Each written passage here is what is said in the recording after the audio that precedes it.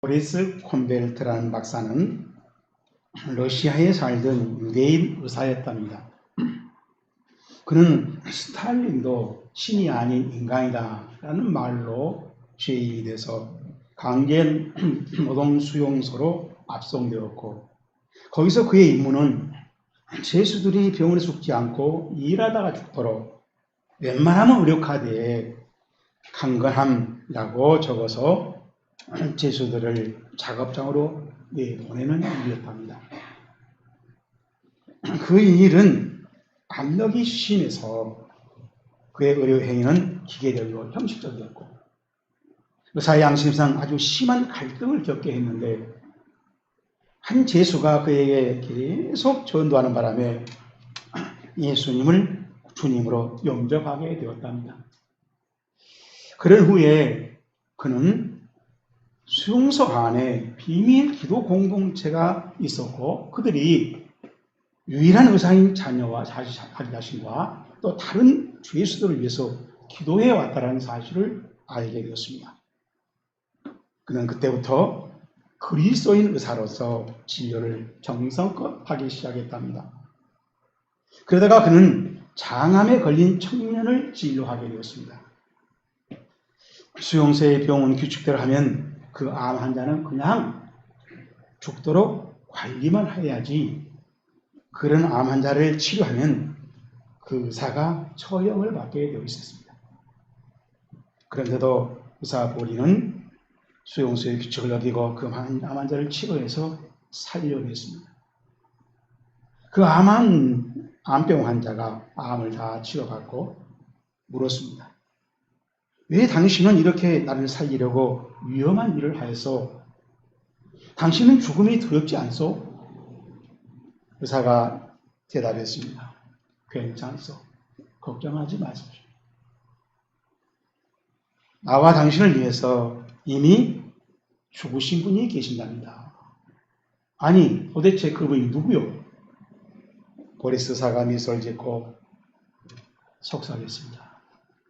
그분은 예수 그리스도입니다. 그리고 보리스 의사는 그 암 환자를 살린 일로 공개 처형을 당했답니다. 공개 처형이 진행될 때 그 순간에 그 암 환자가 땅에 엎드려 흐느끼면서 이런 다짐을 했답니다. 보리스, 알겠습니다. 이제는 저도 최선을 다해 그분을 전하겠습니다. 그렇게 다짐했던 사람이 바로 알렉산더 솔제니친이었습니다. 저는 보리스 콘벨트 의사에 대해서 전혀 알지 못했습니다.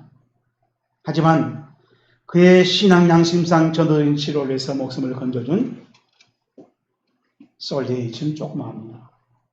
1970년도에 노벨 문학상을 받았고, 암병동, 수용소 군도, 이런 소설로 유명해진 사람입니다. 이래서 삶을 만드는 믿음이 필요하고 중요하다는 것입니다. 아무리 해도 아무도 아멘한 사람이 없어요. 어디 설교 한번 들어보자, 아주 나쁜 거라고 지난번에 설교했는데, 오늘 설교 본문도 믿음을 실행하기 시작한 한 그리스도인을 사실 그대로 보여주는데, 저랑 같이 확인해 봅시다. 43절 말씀입니다. 아리마대 사람 요셉이 와서 당돌이 빌라도에게 들어가 예수의 시체를 달라 하니, 이 사람은 시작 존경받은 공예원이요 하나님 나라를 기다리는 자라. 아멘. 주인공은 아리마대 사람 요셉입니다. 그의 인적 사항을 정리해 보면은, 아리마대, 예루살렘에서 서북쪽으로 100km 정도 떨어져 있는 아주 시골 마을입니다. 성사학자들은 사무엘의 고향이었다라고도 말합니다. 그리고 존경받은 공예원이었다 했는데, 이 공예원은 유대인들의 대제사장들과 또 율법학자들, 그리고 아주 귀족들이 한 71명이 모여서 입법과 사법을 처리하는 유대인들의 사회 최고의 권력기관이었습니다. 그리고 하나님 나라를 기다린 자라, 메시아가 와서 세워진 나라를 기다리면서 신앙생활하는 사람이었다는 얘기입니다. 그런데 마태복음 27장 57절에 보면은 이 아리마대 요셉은 예수님의 제자였다라고 말하고 부자였다라고 우리에게 알려줍니다. 예수님의 제자라면 예수님을 믿고 상당히 수준급으로 충성하고 순종했던 그런 신앙인이라고 우리가 볼 수 있습니다. 또 누가복음 23장에 보면은 그의 성품은 선하고 의롭고 그 사내들인의 공회원의 결의와 행사에 찬성하지 아니한 자라고 했습니다. 그렇다면 이분은 유대인 사회에서 굉장히 수준 높은 그런 권력 세도가 있고 부자였습니다. 또 선하고 의롭고 또 소신까지 갖춰서 유대인 사람들에게 존경받는 그런 분이었다라고 우리가 생각이 됩니다. 오늘날 우리나라 같으면은 예수 믿고 축복받고 은혜받고 정말 많은 사람들에게 부러움을 자랑할 수 있는 그런 신앙인이라고 할 수 있습니다. 그런데 올바른 성경 독자라면은 요한복음 19장 38절도 읽어봐야 합니다. 제가 읽어드립니다. 아리마대 사람 요셉은 예수의 제자이나 유대인이 두려워 그것을 숨기더니. 자, 여기에 제자이나라고 우리 번역을 했는데 이나란 말이 원입니다. 원. 헬라어로는 이것은 에임이 무엇이 이다, 있다 하는 동사의 현재형 분사입니다. 있으면서 이렇게 번역할 수 있어요. 그러니까 예수님의 제자이면서 예수 그리스도의 제자이면서 그 제자라는 것을 숨기고 신앙생활. 정말로 그는 공회원답게 세도가답게 그 세도를 잘 붙들고 또 예수도 믿고 하려고 그는 그 사실을 숨기고 아주 어떤 지혜롭고 또 더 영리한 사람이죠.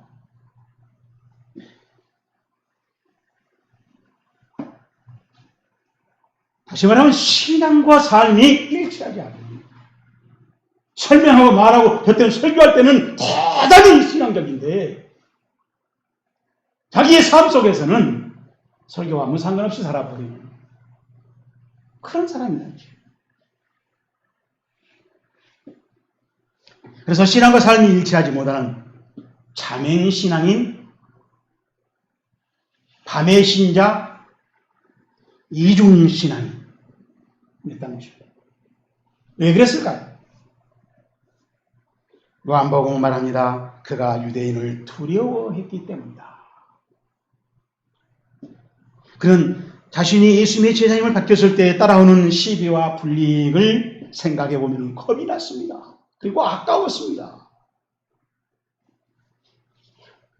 두 개를 다 붙들고 싶은데 그러기 위해서 그가 선택한 것은 하나님을 숨기고 그리고 필요할 때는 또 신앙생활을 하고 그런 이중적인 신앙입니다. 우리 과거에 대통령이었던 경제인 가깝게도 말고 멀리도 말고 불가근 불가오이라는 말을 해서 바로 요셉이 그렇게 신앙생활한 거죠. 하나님이 하는 우리 사람이 하는 걱정의 40%는 실현 불가능한 일이랍니다. 그리고 30%는 이미 일어나 버린 일을 붙들고 근심한다는 거죠. 그리고 22%는 안 해도 되는 아주 그만 있는 그 사소한 것을 붙들고 또 근심하고 있고 걱정의 4%는 우리가 바꾸면 바꿀 수 있는 것이라는 거죠. 그리고 나머지 4%만 우리의 능력으로 할 수 없는 권력이랍니다. 그러면은 그 4%를 제외한 나머지 96%는 괜히 우리가 붙들고 근심하고 걱정하고 있는 것입니다. 교회를 열심히 섬기시던 권사님이 토요일 저녁에 자기가 새로 지원단 교인 집에 찾아가서 신방을 했습니다. 내일 주일날 꼭 예배시 참석하세요. 그래야 됩니다. 분명하고 또 함께 손잡고 기도했습니다. 그랬더니 그 제신자가 다과를 감사하다고 내놓은 거예요. 그래서 그것을 부담이 됐지만 다 먹었어요. 아주 맛있게 먹었어요. 그리고 이제 밤 9시에서 그 집으로 오는데 아랫배가 살살 아픈 거예요. 급히 집으로 발걸음을 대초했지만 참을 수가 없었어요. 주변을 둘러보니까 그 일을 처리할 수 있는 것이 없는데 은행에 자동화 코너가 보였습니다. 365일 자동화 코너가. 동서남북을 다 들어오서 아무도 없었습니다. 얼른 그때 가서 자동화 코너에 배치해 놓은 은행 봉투를 깔고 볼일을 봤습니다. 그리고 정말 신앙 양심에 민감했던 권사님답게 그는 봉투를 몇 장 더 꺼내서 그 편을 다 담았습니다. 그리고 자기에게서 전수를 꺼내서 그걸 정성스럽게 쌌어요. 그리고 조심스럽게 봉헌단지처럼 들고 가는데 갑자기 2인조 오토바이 강조가 슉 지나가더니 낚아채고 쌩 하고 나왔어요. 깜짝 놀랐지만 그 권사님은 깔끔하게 해결해 주시는 하나님께 감사하면서 터져나온 웃음을 참을 수가 없었다는 것입니다.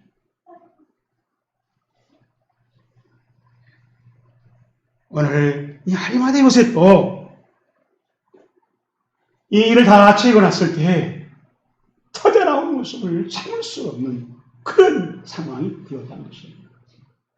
자, 그러면은 아리마대 요셉을 좀 더 세밀하게 살펴보면서 저와 여러분이 꼭 배워야 할 신앙 교훈을 찾아봅시다. 첫째로 우리 43절입니다. 아리마대 사람 요셉이 와서 단돌이 빌라도에게 들어가 예수의 시체를 달라고 하니 이 사람은 존경받은 유대인이요 시작 하나님 나라를 기다리는 자라. 아멘. 예수님은 십자가형으로 사망을 당했습니다. 추종자들은 전부 도망갔습니다. 아이고, 내가 예수 그리스도 제자를 숨기는 것을 잘했지. 만약에 그걸 공개했더라면 망신만 당했겠네. 이제 다 허망하게 이렇게 끝나버리는 상황인데, 그래도 양심이 부담이 된다면 아래 수하사람을 보내시켜서 그 일을 하고 끝내면 됐습니다. 그런데 아리마대 요셉은 무슨 마음으로, 무슨 생각으로 자기 자신이 예수님의 제자라는 것이 다 밝혀질 건데 예수님의 장례를 본인이 직접 차원에서 치렀습니다. 레위기 21장 11절에 보면 어떤 시체든지 가까이 말지니 부모로 인하여 더러워지게 말며. 예수님의 시체를 만지면 부정하다는 것입니다. 그러니 유대인들이 와서 얼마나 그걸 가지고 시비를 걸겠어요. 예수님의 제자를 가지고 얼마나 괴롭히겠어요. 또 산헤드린 공회원 자격이 있니 없니 얼마나 괴롭히겠습니까? 그래서 그렇게 위험천만하기 때문에 숨기고 살았는데 왜 지금은 하필이면 아무도 없는데 당돌하게 나와서 그 일을 처리하는 말이에요. 집중 비난을 당할 것이 뻔한데도 그 고통과 괴로움과 손해를 감수하기로 결정한 것이죠. 이 모든 것에 대한 대답이 단돌이라는 말입니다. 돌마오라고 하는 헬라어인데 이 말은요 확신을 가지고 있다는 거예요. 그리고 그 확신에서 마음을 결정하는 겁니다. 결심하는 겁니다. 그래서 그전보다 더 확신이, 더 담대함이 생겨난 것이에요. 그 담대함으로, 그 확신으로 행동하는 겁니다. 그걸 우리 성경은 단돌이라고 번역을 했습니다. 예수님 말씀하셨습니다. 누구든지 사람 앞에서 나를 시인하면 나도 하나님이 하늘에 계신 내 아버지 앞에서 저를 시인할 것이요 누구든지 사람 앞에서 나를 부인하면 나도 하나님에 계신 내 아버지 앞에서 저를 부인하리라. 서울 양안진에 있는 선교사들의 무덤에 보면 가슴이 먹먹해지는 감동과 감사에 사로잡히게 합니다. 선교사의 묘비에 불과 출생 7일 만에 세상을 떠난 아기가 있어요. 있고 9개월 만에 질병으로 25살 때 죽은 여선교사 묘비 켄트릭 묘비에 내게 1000개의 목숨이 있다면 그 모두를 한국에 바칠 것입니다. 라는 묘비에 글이 써 있어요. 그들은 남은 어둠의 나라, 무지한 나라 조선을 봤어. 아기를 땅에 묻고 아내를 땅에 묻고 남편을 땅에 묻고 마지막에는 심지어 자기를 묻으면서까지 우리에게 복음을 전했습니다. 그래서 오늘 저와 여러분이 천국 백성으로 이렇게 예배를 드리고 있는 것입니다. 우리는 그 복음의 빚진자라는 것을 시인하고 우리도 그 빚을 얼마나 더 갚으려 하는 그런 양심적인 신앙 생활이 있어야 할 것이라고 합니다. 여러분, 우리도 복음을 시인하는 늦게라도 아리마대 요셉처럼 신앙의 변화가 삶의 변화가 이루어지기를 주의 이름으로 축복합니다. 두 번째로 42절 말씀 봅니다. 이날은 흉배일 곧 안식일의 전날이므로 시작 저물었을 때 아멘. 자, 이 말씀이 우리 성경으로는 참 번역하기 힘든데 이미 이제 안식일이 지금 막 다 시작되고 있다는 겁니다. 지금 안식일이 막 진행되고 오고 있어요, 지금. 그런데 그 안식일은 그날만 그런 게 아니고 그 해만 그런 게 아니고 늘 그렇게 해마다 되어왔었다라고 하는 그런 말이 있어요. 헬라어에는 엔이라고 하는 계속 진행되고 있는 것이 멈추지 않는 그런 시제를 나타내는 동사가 있어요. 그러니까 우리 구태여 말하면은 우리 영어로 과거 진행형, 과거에서부터 계속 진행되고 있습니다. 끝이 않고 이런 말이 있습니다. 이걸 아리마대 요셉이 착안하고 신앙생활을 갖다 그래요. 신명기 23장 20절은 시체를 밤이 되도록 놔두지 말라 그랬어요. 그러니까 아리마대 요셉에 저 시체를 해가 지면 안 되는데 거기 안식이 되면 안 되는데 빨리 어떻게 처리해? 아무도 처리하는 사람이 없잖아. 내가 공연이 날아가더라도 가서 하겠다. 이런 결단을 하게 된 겁니다. 예수님은 금요일 밤 9시에, 금요일 오전 9시에 십자가에 못 박혀서 오후 3시에 돌아가셨습니다. 6시간 동안 십자가에 매달렸다가 돌아가셨어요. 안식일은 바로 저녁 6시에 시작됩니다. 그러면 3시에 안식, 3시간 차이잖아요. 이제 3시간 안에 저 시체를 갖다가 장례를 치러야 돼요. 그게 우리 율법에 모세를 통해서 하나님 명령했구나. 아무도 장례 지을 사람이 없습니다. 그래서 그는 그 긴박한 시간에 빌라도를 찾아가서 시체를 장례지도록 허락받고 그 시체를 모셔다가 다 깨끗하게 수습을 해서 시마포로 싸서 자기가 준비해놓은 마련한 자기 무덤에 안장시켰다는 것입니다. 이렇게 장례를 마쳤는데 한번 생각해 봅시다. 되게 사람들이 죽을 때가 되면 진실해져요. 저도 뭐 그런 일을 겪었는데 사람이 금방 서울대는 죽는다 그러니까는 막 두 손 들고 막 저한테 얘기를 하더라고요. 그렇다면은 예수님이 숨지기 전에 이런 말을 하셨습니다. 아버지, 내 영혼을 아버지 손에 부탁하나이다. 이 기도는 사람이 죽음으로 끝나면 모든 것이 끝나버린다는 것이 아닙니다.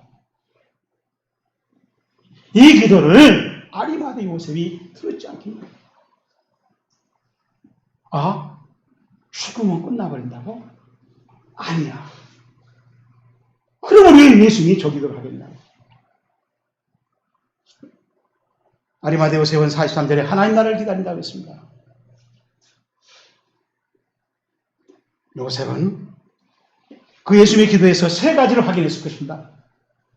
살아계신 아버지가 계신다. 사람이 죽으면 영원히 죽지 않는다.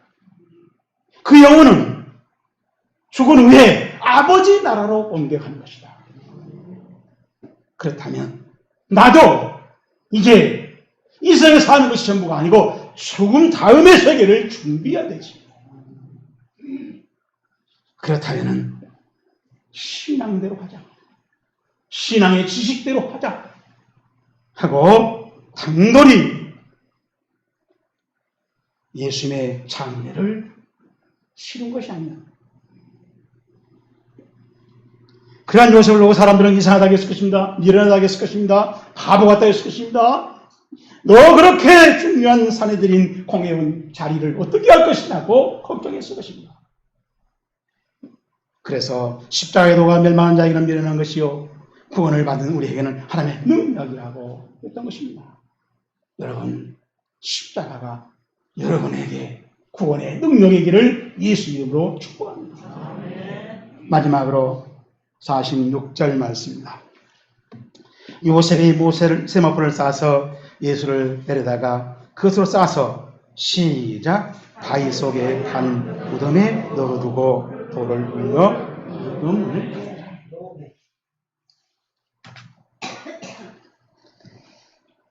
요한복음 19장 38절에 아리마대 사람 요셉이 예수의 제자이나 유대인이 두려워 그를 숨기더니 이 일 후에 빌라도에게 예수의 시체를 가져가기를 구하매 라고 했습니다. 이 일 후에. 헬라어 성경에 보니까 메타 네 타우타. 이 타우타란 말이 복수예요. 이런 것들이 있는 후에 십자가를 당했을 때 있었던 여러 가지 일들을 다 말한 거죠. 하나 일이 아니었다는 겁니다. 아리마대 요셉이 예수님의 십자가형을 당할 때 있었던 여러 가지 일들, 여러 말들을 다 보면서 그는 특히 숨지기 전에 자기 영혼을 아버지 영에 부탁하는 것을 보면서 믿음의 확신이 생겼고 그는 부활의 진보의 확신이 생겼습니다. 신앙의 진보가 이루어진 것입니다. 내가 이렇게 살 일이 아니라고 정신이 차린 겁니다. 신앙의 철이 든 겁니다.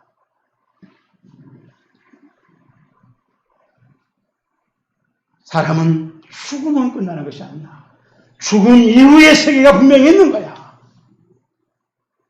그래서 그런 천국이 없다면 예수님이 숨지는 순간에 왜 아버지에게 자기 영혼을 부탁했겠는가? 이 강한 물음이 그를 당돌하게 만든다는 것입니다. 그래서 요셉은 예수님의 시신을 빌라도에게 허락받아서 정성껏 세모포를 짜고 자기를 위해서 마련한 새 무덤에 요한복음 새 무덤이라고 했습니다. 장례를 지냈는데 이게 놀랍게도 하나님의 예언의 말씀에 성취했다는 것입니다.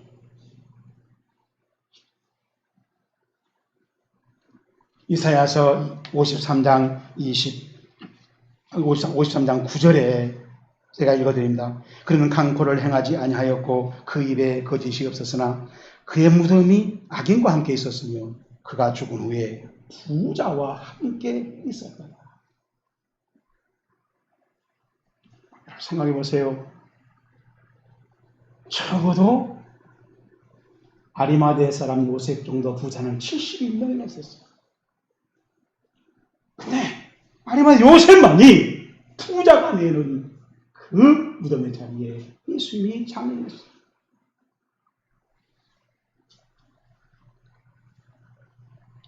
소름 끼치지 않습니까? 그렇다면 우리가 예수님의 십자가를 올바로 정통할 필요가 있다는 중론입니다. 예수님의 십자가형이 이중 신앙을 고치는 그런 강력한 권능이 있기 때문입니다. 십자가를 외우지 말고 십자가를 목에 걸지 말고 십자가가 우리의 신앙의 심장을 살리는 정통을 배웁니다. 마치 예배당에 오면 성도가 되고 예배당 밖에서는 그리스도인이라는 사실을 숨기고 살아가는 그런 교인들에게 특히 특효약이다. 누가 우리를 그리스도의 사랑에서 끊으리요? 환난이나 공고나 기근이나 학회나 적신이나 우매나 칼이랴. 그러나 이 모든 일에 우리를 사랑하신 이로 말미암아 우리가 넉넉히 이기느니라. 바울이 말합니다. 고린도후서 5장 15절에 있는 말씀입니다. 그가 모든 사람을 대신하여 죽으심은 살아있는 자들로 하여금 다시는 그들을 자신을 위하여 살지 않고 오직 그들을 대신하여 죽었다가 다시 살아나신 이를 위하여 살게 하시라. 예수님이 십자가에 죽으신 것은 이제 그 예수님을 대신해서 우리가 살라고 우리에게 기회를 주시고 예수 믿게 하셨다는 것입니다.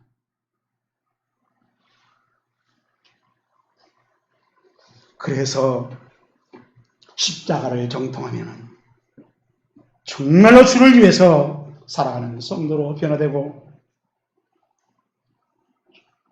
그게 바로 성경에서 말하는 진정한 회개라는 것입니다. 여러분, 그렇게 보면은 우리는 회개를 하는 것, 그런 형식을 갖췄지만 하나님 보지 아직 회개가 덜 돼서 우리 이익을 채우고 우리의 욕심을 채우고 그걸 축복이라 하고 은혜라 하고 응답이라 하고 그러고 신앙생활하는 바로 아리마대 요셉이 십자가 전의 신앙생활 아니냐고. 우리 자신을 냉정하게 저울질해 보기를 바랍니다. 우리는 지금까지 예수님의 장례식을 목격했습니다. 우리 마음판에 뚜렷하게 새겨지는 사실이 있죠. 아리마대 요셉의 당돌한 행위입니다. 그 당돌한 결행이 니고데모의 자맹신앙을 깨웠습니다. 요한복음 12장 39절에 보면 일찍이 예수님께 밤에 나왔던 니고데모도 몰약과 침향을 섞은 것을 100리터쯤 가지고 얹으라.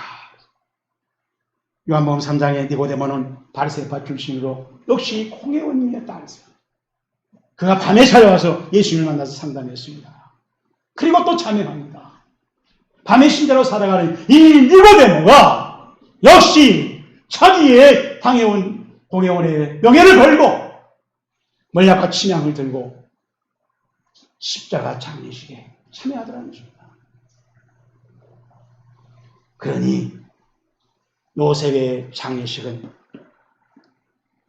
바로 니고데모를 깨우는 상승 효과가 있었고, 영어로 시그널 에펙트, 시너지 에펙트, 나비 효과가 있었습니다. 우리도 우리의 믿음을 깨우고 상쇄하는 신앙생활이 오늘 말씀을 들은 우리에게 영원히 메아리로 남아있기를 주의로 축복합니다.